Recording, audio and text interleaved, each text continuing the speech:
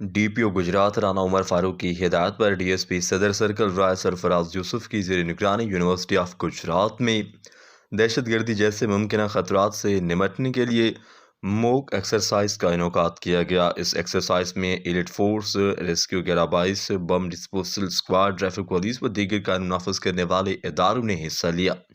Exercise کے دوران university کی عمارت میں فرضی دہشت گردی کی موجودگی پر فوری رسپانس، ایلیٹ فورس کا ریلیئنس آپریشن، بم ڈسپوزل اسکواڈ کی جانب سے سرچ اینڈ سویپ، ریسکیو ٹیموں کی زخمیوں کو بروقت طبی امداد اور ٹریفک پولیس کی جانب سے ایمرجنسی روٹس کے ڈائیورشن جیسے مراحل کا عملی مظاہرہ کیا گیا۔ ڈی پی او گجرات نے کہا کہ امن و امان کا قیام گجرات پولیس کی اولین ترجیح ہے۔